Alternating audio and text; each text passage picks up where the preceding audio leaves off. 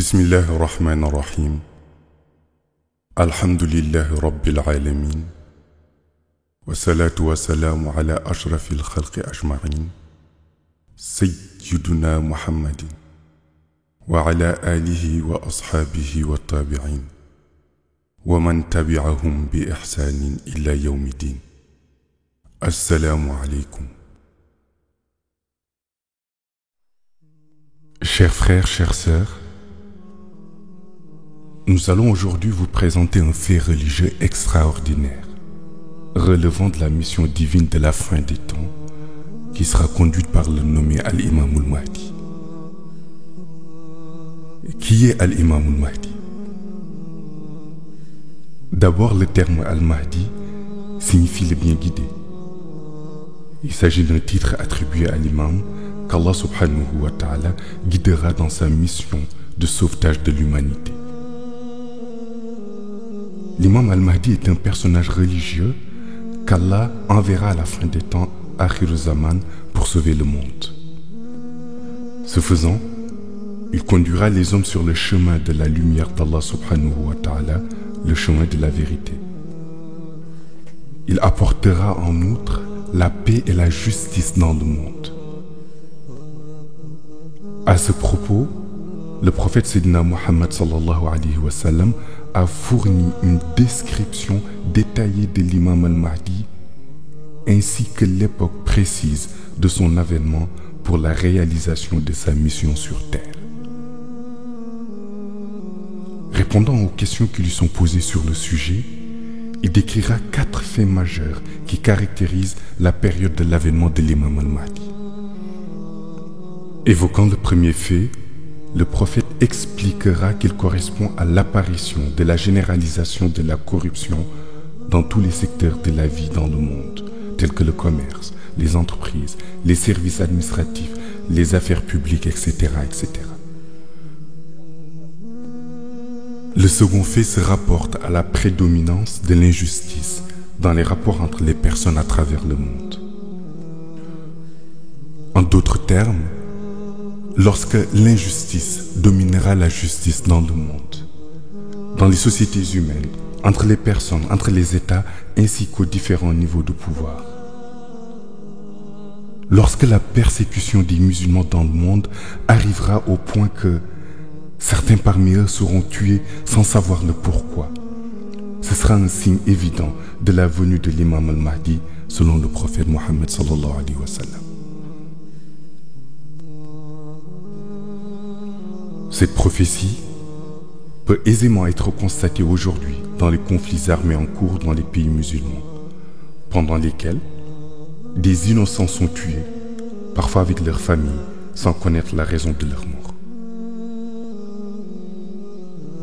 Enfin, le prophète explique que lorsque les musulmans seront stigmatisés à travers le monde, jusqu'à ce que la pratique de leur religion avec quiétude devienne difficile, voire impossible, dans certaines contrées du monde, il s'agira d'un signe de l'apparition de l'imam al-Mahdi.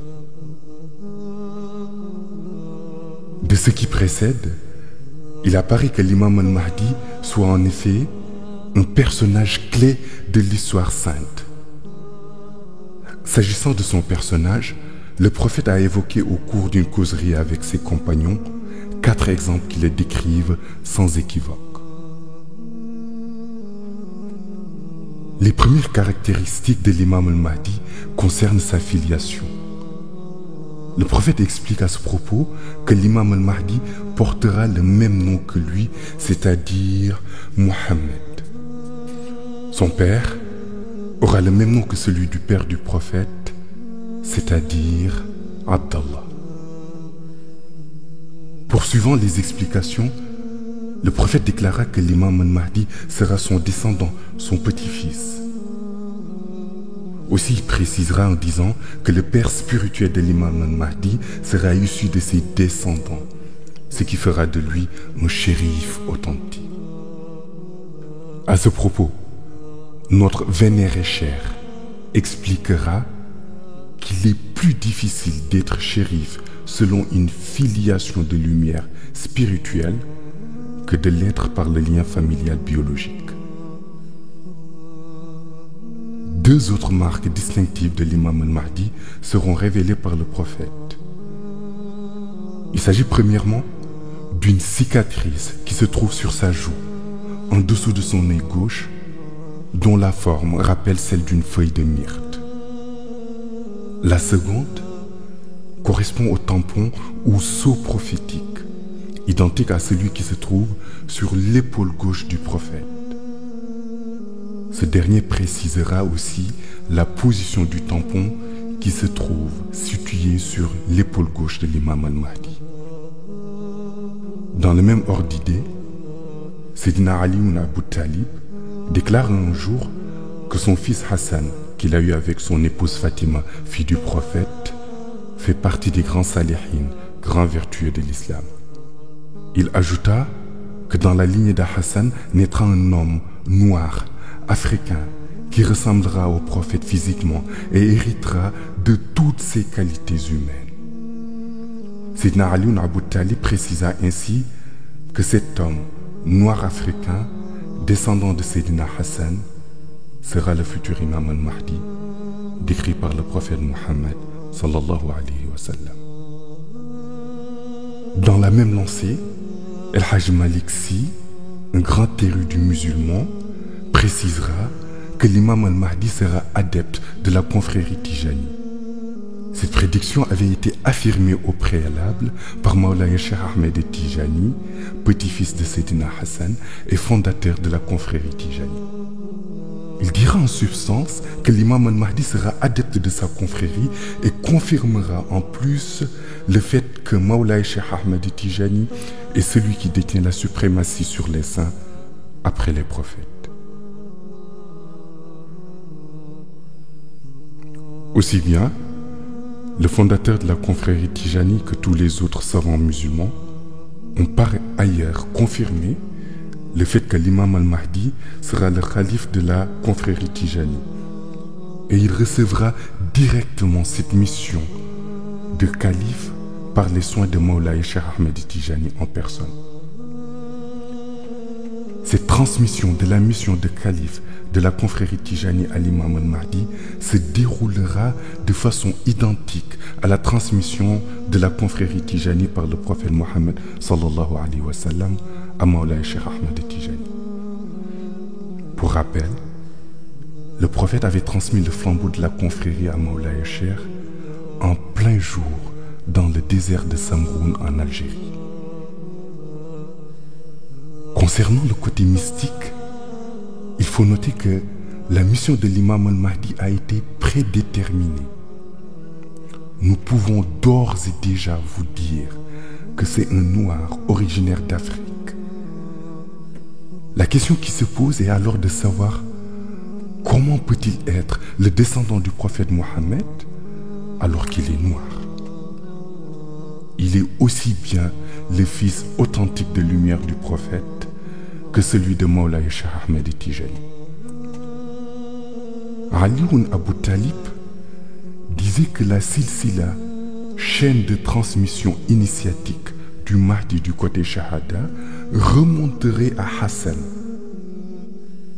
Si l'on suit la filiation de Mawlaya Cheikh, l'on constate qu'il est rattaché à Sayyidina Hassan. Le Mahdi a une particularité, car le prophète, en lui donnant la vie côté lumière, est son grand-père. Et Mawlaya Cheikh Ahmed Tijani, en lui donnant la vie dans les mêmes conditions, est considéré comme son père.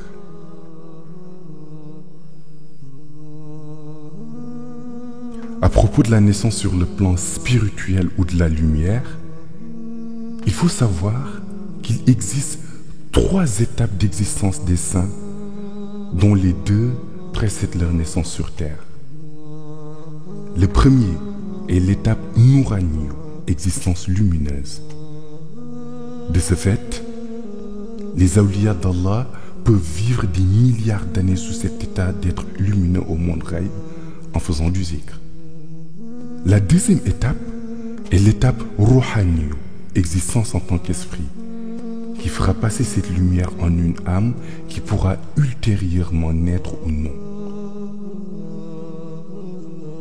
Si Allah subhanahu wa ta'ala décide que cette personne va naître sur terre, c'est cet esprit qui fera entrer dans le corps du nouveau-né, et cette étape constitue la troisième étape, ou l'état insaniyu, naissance de la personne en tant qu'être humain.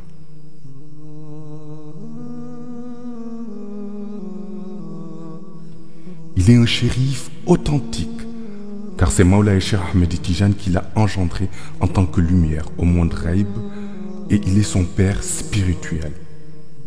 Il est donc descendant du prophète sur le plan spirituel, car Mawlaï Cheikh Ahmed Tijani est le fils spirituel du prophète Mohammed sallallahu alayhi wa sallam. Selon les révélations du prophète, consignées dans les livres, l'endroit où habitera le Mahdi est entouré d'eau. Il vivra donc dans une presqu'île, ce qui revient à dire qu'il aura une ville qui lui sera dédiée. Lorsque sa mission débutera, il sera toujours accompagné par le Ruh ou l'âme de Cheikh Omar Foutiyou Tall. Au moment où il apparaîtra, c'est-à-dire au moment où le monde entier le reconnaîtra en tant qu'Al-Mahdi, il sera âgé de 40 ans, à l'instar du prophète Mohammed sallallahu alayhi wa sallam, lorsqu'il a débuté sa mission. À 45 ans, il dominera la majeure partie du monde musulman, à l'exception d'une infime partie. Tout au long de sa mission, il confirmera la position de Mawlaï Cheikh Ahmed Tijani en tant que khatmiya et katmiya du prophète. Il sera l'imam de son temps. Il récupérera l'ensemble des turuq encore vivantes dans le monde soufi pour les mettre au service de l'unique tariqa qui dirigera et confirmera aussi sa suprématie vis-à-vis des autres. Il s'appellera Mohammed. Son père dans le monde Shahada portera le même nom que celui du père du prophète qui est Abdallah. Il sera adepte de la tariqa Tijani. Il bénéficiera des mêmes prérogatives que Mawlaï Cheikh lorsque le prophète est venu lui remettre les rênes de la tariqatul Haq, ce qui veut dire que l'imam Mahdi recevra le werd Tijani de la main de Mawlaï Cheikh sans aucun intermédiaire. Il aura une cicatrice qui ressemble à une feuille de myrte sur la partie gauche de son visage, en haut des pommettes, presque à la hauteur de son nez gauche. Sur son épaule gauche, à l'instar du prophète, sera apposé le sceau de la prophétie. L'imam al-Mahdi est-il un prophète? Non, il n'en est pas un. Il peut être considéré comme un qutb, grand pôle, car c'est le ruh ou l'âme de Khaous qui a été introduit dans la personnalité du qutb. Al-Mahdi en personne est un qutb, dans le corps duquel Allah subhanahu wa ta'ala a inséré la lumière de Khaous, qui est le titre de Al-Mahdi. De ce fait, l'appellation Al-Mahdi est en réalité un titre, et il signifie le bien guidé. Qui donc guide le Mahdi? C'est le Wahyu. Explication.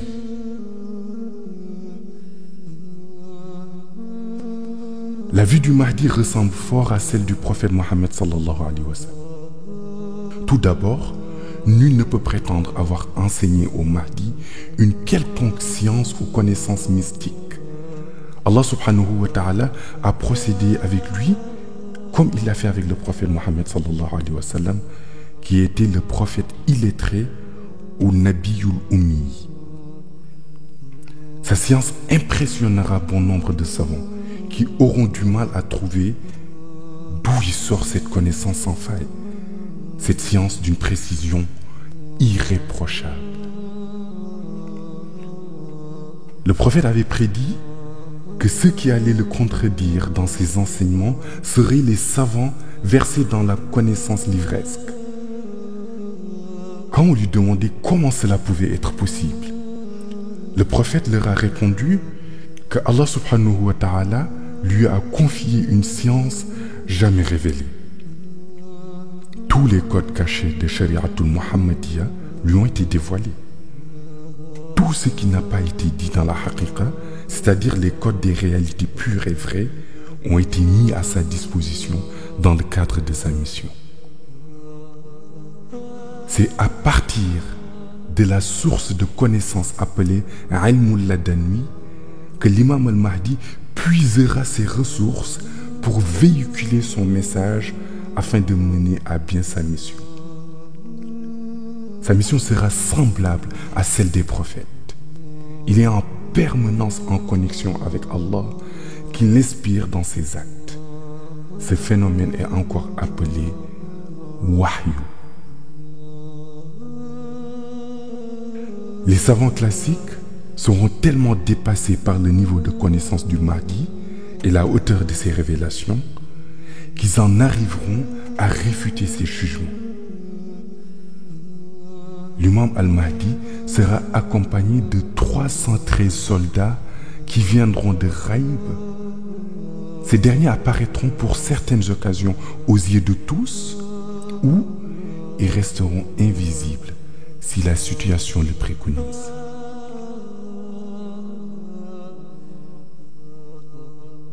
Certains pensent que l'imam al-Mahdi sera un cavalier sur son cheval, prêt à livrer des guerres. Ils se trompent, car le Mahdi ne livrera aucune guerre.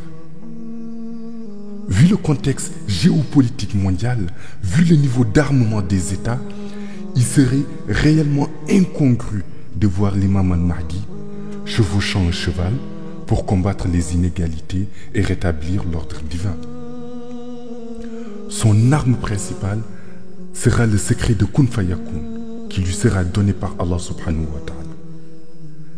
Ce secret lui permettra de gouverner le monde. Grâce à cela, il neutralisera les armes les plus puissantes, bombardiers furtifs, drones, satellites, armes nucléaires, détenues aujourd'hui par les grandes puissances. Une de ses missions les plus importantes sera la conquête de la Mecque. Il deviendra le roi de ce pays. Il y siégera pendant 7 ans en tant qu'Amirul Mu'minin. À l'heure actuelle, il est impossible dans la conscience populaire qu'un noir, qui en plus est africain, soit à la tête d'un État comme l'Arabie Saoudite. Seul le secret de Kun Fayakun lui permettra de réaliser une telle prouesse. L'imam al-Mahdi aura la capacité de se métamorphoser. Il peut prendre l'apparence d'un arabe et revenir à son état naturel selon sa volonté. Il aura recours à ce processus de transformation entre Médine et la Mecque. Une fois qu'il accédera au pouvoir à la Mecque, des armées venant de toutes parts, et notamment de Syrie, tenteront de l'attaquer afin de le renverser et le sortir de la Mecque. Toutes les stratégies des ennemis seront déjouées.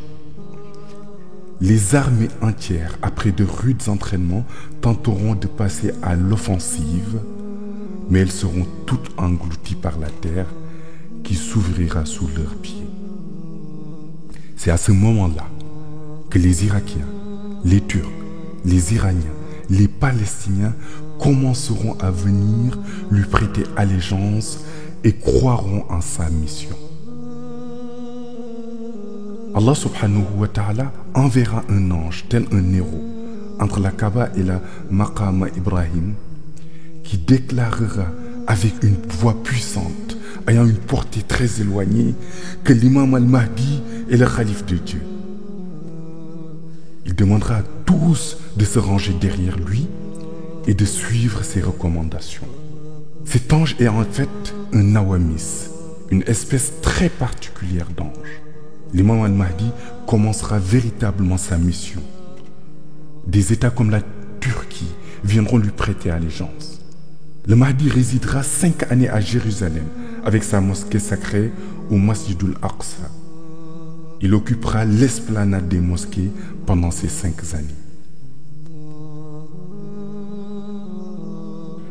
Les Occidentaux continueront à élaborer des stratagèmes pour le combattre, mais en vain.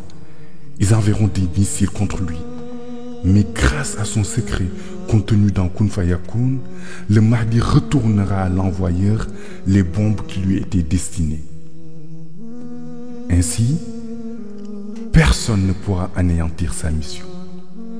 Il la commencera à l'âge de 40 ans et la poursuivra pendant une durée de 45 ans avant la descente du prophète Isa ibn Maryam.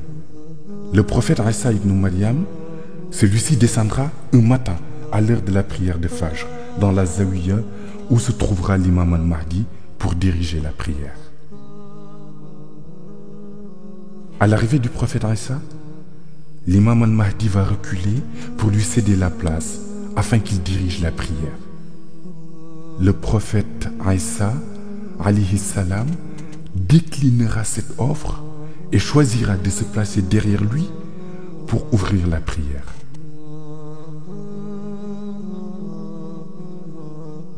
Après la prière de Fajr, l'imam al-Mahdi et ses disciples commenceront leur wazifa au moment où le prophète Isa ibn Maryam partira pour accomplir sa mission dans les églises à travers le monde. Le prophète Isa vivra encore 9 années pour terminer sa mission. Cependant, l'imam al-Mahdi vivra 7 ans après la venue du prophète Isa ibn Maryam. Ce faisant, ce dernier dirigera la communauté islamique pendant 2 ans après le décès de l'imam al-Mahdi avant de décéder à son tour d'une mort naturelle. En effet, dans le monde Ghaib, il est indiqué que le prophète Isa ibn Maryam vivra pendant 40 jours lorsqu'il reviendra sur terre. Mais ces 40 jours annoncés dans le monde Ghaib correspondent en réalité à 9 années sur terre. Ceci parce que le mode de calcul dans le monde Ghaib se fait selon plusieurs règles que seul un connaisseur de ce monde peut traduire dans l'échelle de temps du monde Shahada, c'est-à-dire le monde ici-bas. Après ces 9 ans que vivra le prophète Isa ibn Maryam pour terminer sa mission et sa mort à la 9e année, commencera l'Apocalypse. Nous précisons ici que leur mort à tous les deux sera naturelle. L'imam al-Mahdi dominera en effet le monde entier et sera connu de tous. Ainsi, toute personne qui se déclare être le Mahdi se discrédite lui-même. Il est aisé de constater que des milliers de personnes se sont déclarées être l'imam al-Mahdi, ce qui s'est révélé faux, d'autant que l'imam al-Mahdi aura une mission universelle et aura une renommée mondiale. Rien qu'en Iran, plus de 3000 personnes sont en prison pour avoir déclaré qu'ils étaient l'imam al-Mahdi. Il faut cependant noter que l'imam al-Mahdi dont parlent les chiites est différent de l'imam al-Mahdi dont parlent les sunnites. Les chiites font allusion à leur 12e calife qui, selon les récits, était entré dans une grotte souterraine quand il était enfant. Les chiites attendent sa sortie de cette grotte. Les sunnites, quant à eux, parlent de l'imam al-Mahdi révélé par le prophète Mohammed sallallahu alayhi wa sallam et décrit comme étant le bien guidé par Allah subhanahu wa ta'ala. C'est lui le vrai imam. Et Cheikh Ahmed Tijani a déclaré qu'il sera son adepte et son calife dans la confrérie Tijani. En plus, il confirmera que c'est lui, Cheikh Ahmed Tijani, le détenteur du plus grand pouvoir divin après le prophète Mohammed sallallahu alayhi wa sallam. Malgré les innombrables annonces faites par des personnes se faisant passer pour être l'imam al-Mahdi dans plusieurs pays tels que le Sénégal, les États-Unis, la France, etc., personne ne se trompera sur l'identité du véritable imam al-Mahdi, puisque ce dernier prouvera réellement qu'il est l'imam al-Mahdi par le fait qu'il gouvernera le monde.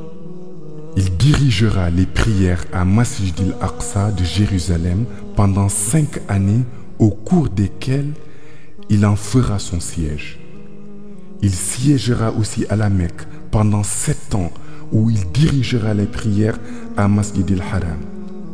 les musulmans du monde entier, Pakistan, Indonésie, les pays du Maghreb, les pays arabes, ceux d'Asie, d'Afrique, d'Europe, etc. lui feront allégeance. L'imam al-Mahdi régnera avec le pouvoir de Kun Fayakun qui lui a été confié par Allah subhanahu wa ta'ala. Ainsi, tous les pays qui lui feront allégeance le feront suite à des miracles qu'il accomplira. Par exemple, il fera un miracle extraordinaire à Istanbul en Turquie, suite auquel l'ensemble du pays lui fera allégeance et le considérera comme étant leur guide suprême. C'est pourquoi quelqu'un qui déclare qu'il est l'imam al-Mahdi sans apporter les preuves attendues de ce dernier ne peut être crédible.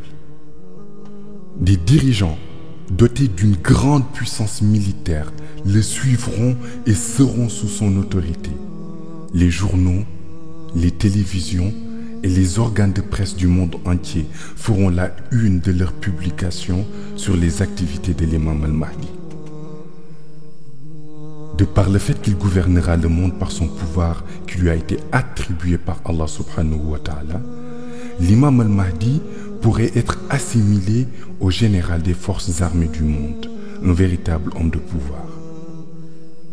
C'est la raison pour laquelle que le prophète s'est évertué à fournir des explications concernant l'imam al-Mahdi eu regard à l'importance et à la dimension et à la grandeur de la mission qu'il devra accomplir, telle que la gouvernance du monde, le rétablissement de la justice sur terre, l'instauration de la paix dans le monde, la rédemption des âmes, etc., etc. Lorsque l'imam al-Mahdi aura accompli certaines prouesses, telles que le siège à la Mecque pendant 7 ans et à Masjid al-Aqsa à Jérusalem pendant 5 ans, lorsque des pays comme la Turquie et les autres grands pays lui feront allégeance,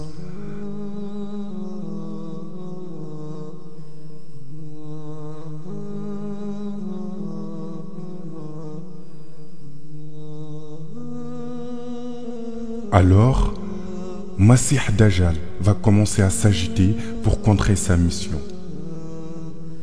Dajjal sera un homme d'État, premier ministre d'un pays d'une très grande puissance militaire et nucléaire. En plus, Dajjal sera détenteur d'un pouvoir qui ressemble à celui de l'imam al-Mahdi qu'Allah va lui attribuer.